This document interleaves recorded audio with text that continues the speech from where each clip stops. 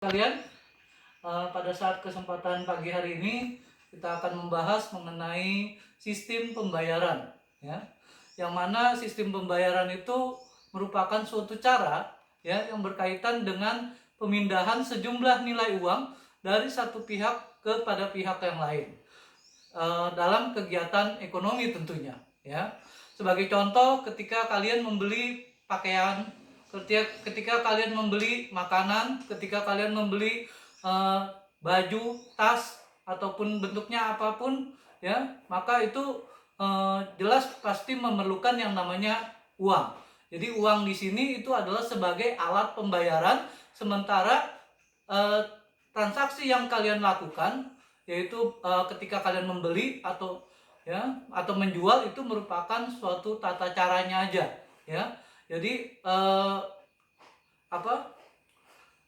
itu dikatakan sebagai suatu sistem pembayaran, ya. Dalam suatu sistem pembayaran itu harus ada beberapa hal yang mencakup. Yang pertama itu adalah mengenai alat pembayaran. Seperti tadi yang saya katakan bahwa uang itu ketika kamu beli, ya, ketika kamu beli pakaian, kamu beli tas, dan kamu beli apa saja, ya, bentuknya, ya, tentu memerlukan yang namanya alat pembayaran berupa uang. Cuma hanya saja kalau seandainya di dalam kegiatan bank, ya, maka alat pembayaran itu bisa berupa cek ataupun giro. Nah, di sini yang saya lebih tekankan itu adalah gironya. Nah, jadi ketika giro itu dibuat, maka ketika banknya berbeda, maka harus melalui proses yang namanya proses clearing. Nah, baru berikutnya itu adalah penyelesaian akhir. Penyelesaian akhir dalam arti bahwa bank akan membayarkan sejumlah uang, ya, berdasarkan giro yang telah dikeluarkan, ya. Nah, lembaga-lembaga yang terlibat dalam hal ini adalah ya bank, terus satu lagi adalah lembaga keuangan non bank, ya. Karena semuanya itu pasti berkaitan dengan uang. Nah, seiring dengan perkembangan zaman, ya, kita tahu bahwa teknologi ini akan semakin canggih, ya. Teknologi semakin canggih, jadi apapun itu bisa dilakukan secara cepat, aman, dan efisien, ya. Nah,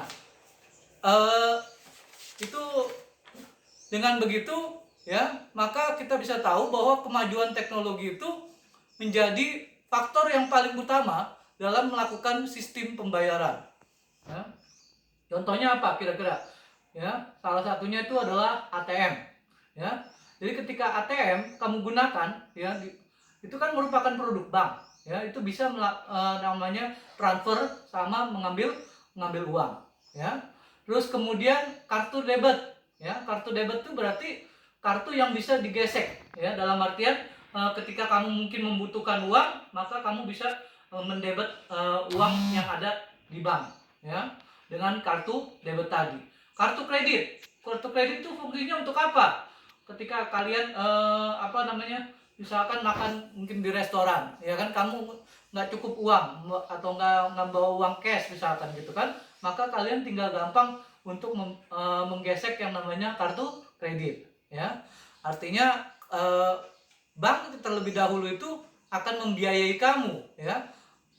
Terus kemudian ada lagi e-tol. E-tol itu apa? E-tol itu kalau seandainya kita lihat nih sekarang di tol-tol, ya, itu semua udah lagi nggak menggunakan yang namanya cash, ya, tetapi dia menggunakan sistem pembayaran melalui e-tol. Jadi maka itu saya katakan semuanya ini sekarang di zaman sekarang ini udah canggih, ya.